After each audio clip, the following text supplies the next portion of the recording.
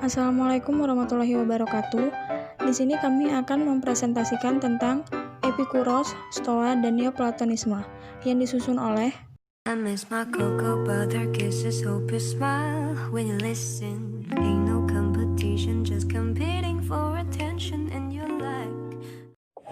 Yang nomor 1, Epikauros. Epikauros berasal dari bahasa Yunani kuno, Etikaupos dan Epikauros, berarti struktur dan rekan. Lahir tahun 341 sebelum Masehi dan meninggal tahun 270 sesudah Masehi. Adalah seorang filsuf Yunani kuno yang mendirikan sebuah mazhab filsafat yang disebut Epikureanisme. Ia lahir di Pulau Samos di Yunani dari orang tua yang berasal dari Athena. Bagi Epikuros, tujuan filsafat adalah untuk mewujudkan kehidupan yang tenang dan bahagia berupa perbedaan antaraksi, ketiadaan, ketakutan, kegelisahan ataupun kecemasan, dan apina, ketiadaan rasa sakit, dan juga dengan menjalani persahabatan. Ia mengajarkan bahwa akar dari segala pemberitaan adalah penolakan kematian dan kecenderungan manusia untuk membayangkan bahwa kematian itu mengerikan dan menyakitkan. Menurutnya, hal ini telah menimbulkan kecemasan yang tidak perlu. Epikuros sendiri berpandangan bahwa kematian adalah akhir dari tubuh maupun jiwa, sehingga tidak perlu ditakuti. Walaupun Epikuros percaya akan keberadaan para dewa, ia yakin bahwa mereka tidak ikut campur dalam urusan manusia dan juga tidak mengazab ataupun mengaruniai orang berdasarkan tindakan mereka. Epikuros juga mengerjakan bahwa orang tetap perlu berbuat baik kepada sesama. Karena jiwa mereka bertindak jahat, rasa bersalah akan menghantui mereka dan membuat mereka tidak dapat mencapai atraksia. Epikuros beraliran empirisisme seperti Aristoteles. Dalam kata lain, ia percaya bahwa indera adalah salah satunya sumber pengetahuan yang dapat diandalkan di dunia. Dalam bidang fisika, ia mendukung gagasan materialisme seperti Demokritos.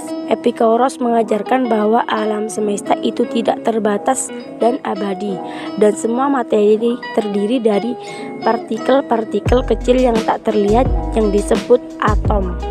Semua peristiwa di dunia dihasilkan oleh pergerakan atom-atom di ruang kosong. Pemikiran Epikuros mengenai hal ini berbeda dengan Demokritos, karena Epikuros juga mengajarkan mengenai penyimpangan atom dalam penyimpanan dari arah yang seharusnya dilalui, dan proses inilah yang menghasilkan kehendak bebas pada diri manusia.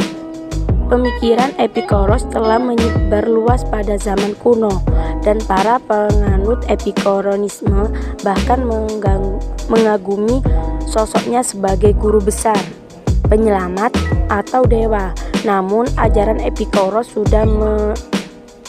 sudah menuai kontroversi sendiri awal, termasuk ketika ia diusir dari Mitilene karena telah membuat resah penduduknya. Epikureanisme sendiri mencapai puncak kejayaannya pada tahun-tahun terakhir Republik Romawi, tetapi kemudian aliran ini mengalami kemunduran dan kalah dengan zahab Stoicisme yang merupakan saingannya. Epikureanisme mati pada zaman kuno akhir ketika kekristenan tengah mengalami perkembangan pesat. Ajarannya kembali dikenal pada abad ke-15 berkat penemuan naskah-naskah penting. Tetapi Epikureanisme baru dapat diterima pada abad ke-17 setelah Imam Katolik Prancis Pierre Gassendi membangkitkan kembali gagasan-gagasan yang terkandung di dalamnya. Epikureanisme kemudian memengaruhi gagasan berbagai tokoh penting pada abad pencerahan dan sesudahnya seperti John Locke, Thomas Jefferson, dan Karl Marx. Yang kedua adalah Stoa.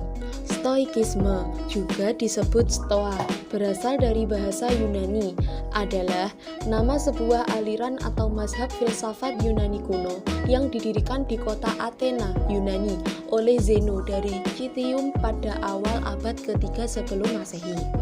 Ada pula yang mencatat Stoikisme baru resmi pada tahun 108 sebelum Masehi. Setelah Zeno, orang yang paling berjasa mempertahankan sekolah Stoa adalah Cleanthes dari Assos dan Chrysippus dari Soli. Cleanthes menyumbangkan gagasan tentang hubungan etika dengan iman atau teologi, sedangkan Chrysippus menuliskan 705 buku. 90% dari buku tersebut adalah buku literatur sebagai doktrin Stoikisme, yaitu telaah tentang perbintangan astronomi. Ajaran sekolah atau mazhab Stoa ini sangat luas dan beragam, tetapi dapat disimpulkan bahwa pijakannya adalah meliputi perkembangan logika yang terbagi dalam retorika dan dialektika, fisika, dan etika yang memuat teologi dan politik. Pandangan yang mencolok tentang etika adalah bagaimana manusia memilih sikap hidup dengan menekankan apatheia, hidup pasrah atau tawakal menerima keadaannya di dunia. Sikap tersebut merupakan cerminan dari kemampuan nalar manusia, bahkan kemampuan tertinggi dari semua hal. Stoikisme populer hingga kurang lebih 5 abad, dari abad 3 sebelum Masehi sampai 3 Masehi. Selanjutnya, mempengaruhi banyak pemikir Kristen, baik dalam dunia akademis maupun sikap hidup. Fokus filsafat Stoikisme adalah dalam bidang etika. Stoa memiliki perbedaan tajam dengan gagasan intelektual tua lainnya, yaitu Epikureanisme dan skeptisisme. Dan Stoikisme merupakan aliran filsafat yang paling berhasil dan sangat berpengaruh dalam aliran filsafat Yunani kuno karena relevansinya terhadap sikap manusia dan sistem pemerintahan saat itu.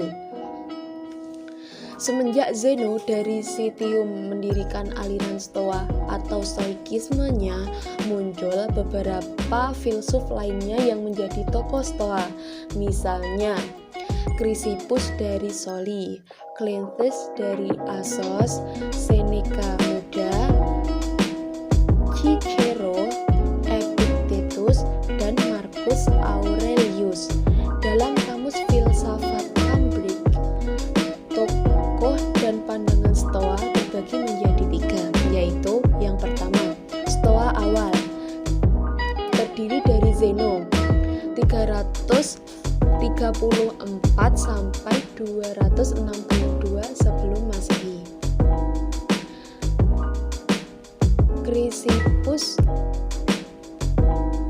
280 sampai 206 dan Cleanthes 331 sampai 232.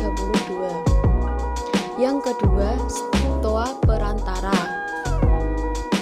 Middle Stoicism, dikembangkan oleh Panatus tahun 185 sampai 110 sebelum Masehi dan Posidonius 135 sampai 50 sebelum Masehi. Dari Rhodes yang mempengaruhi Cicero 106 sebelum Masehi sampai 43 Masehi. Dan yang terakhir adalah Stoa akhir atau Stoa Romawi, Roman Stoicism. Terdapat Cicero 106 sebelum Masehi sampai 43 Masehi. Seneca Muda 1 sampai 65 Masehi, Epictetus 55 sampai 135 Masehi, dan Marcus Aurelius 100 sampai 180 Neoplatonisme. Neoplatonisme dibangun oleh Plotinus yang merupakan filsuf besar fase terakhir Yunani. Neoplatonisme merupakan rangkaian terakhir dari fase Helenisme Romawi, yaitu suatu fase pengulangan ajaran Yunani yang lama. Jadi aliran ini masih berkisar pada filsafat Yunani yang teramu dalam mistik dan juga digabung dengan berbagai aliran lain yang mendukung. Akibatnya, di dalamnya kadang terjadi tabrakan antara filsafat Yunani dengan agama-agama samawi. Aliran yang berupaya menggabungkan ajaran Plato dan Aristoteles dikenal dengan sebutan Neoplatonisme, yang merupakan puncak terakhir dalam sejarah filsafat Yunani. Aliran ini bermaksud menghidupkan kembali filsafat Plato, tetapi itu tidak berarti bahwa pengikut-pengikutnya tidak dipengaruhi oleh filsuf-filsuf lain, seperti Aristoteles misalnya, dan aliran Stoa. Sebenarnya, ajaran ini merupakan semacam sintesis dari semua aliran filsafat sampai saat itu di mana Plato diberi tempat istimewa. Yang mempengaruhi aliran ini adalah Ammonius Saccas. Saccas adalah filsuf yang mengajar di Alexandria, Mesir pada paruh pertama abad ketiga. Tokoh Neoplatonisme yang dianggap representatif ialah Plotinus. Plotinus lahir di Lycopolis, Mesir pada tahun 205 dan meninggal di Campania pada tahun 270 Masehi. Ia mempelajari falsafah Yunani sejak berusia 27 tahun, terutama karya-karya Plato. Ia datang ke Roma sekitar tahun 244 Masehi dan mengajar falsafah sekitar 25 tahun. Plotinus yang berupaya memadukan ajaran Aristoteles dan Plato, hanya saja pada praktiknya ia lebih condong pada ajaran-ajaran Plato. Aliran baru yang dirintisnya mencakup berbagai pemikiran dari berbagai negara dan menjadi pusat bagi peminat falsafah, ilmu, dan sastra. Plotinus dikenal sebagai guru yang sangat dihormati. Bahkan di antara murid-murid Plotinus ada yang mendewakannya. Meski demikian, ia tetap bersikap rendah hati. Plotinus tidak berniat mendirikan aliran falsafah sendiri. Ia hanya ingin mendalami filosofi Plato, sehingga filosofinya dinamakan Neoplatonisme. Plotinus tidak menuliskan ajarannya hingga ia berusia 50 tahun. Sebelum Plotinus meninggal, ia mewariskan 54 karangan yang dikumpulkan dan diedit oleh salah satu muridnya, Porphyry, dalam 6 kelompok yang dikenal dengan Ennead. Plotinus menyesuaikan filsafat Plato dalam cara-cara yang penting dan karyanya diterbitkan oleh muridnya Porphyry. Filsafat ini kemudian dikenal sebagai Neoplatonisme. Plotinus percaya bahwa ciptaan melimpah atau mengalir dari Yang Esa yang adalah yang baik. Segala sesuatu yang ada pasti baik atau memuat kebaikan. Kalau tidak, ia tidak dapat ada sama sekali. Cukup sekian yang bisa kami sampaikan. Kurang lebihnya mohon maaf. Wassalamualaikum warahmatullahi wabarakatuh.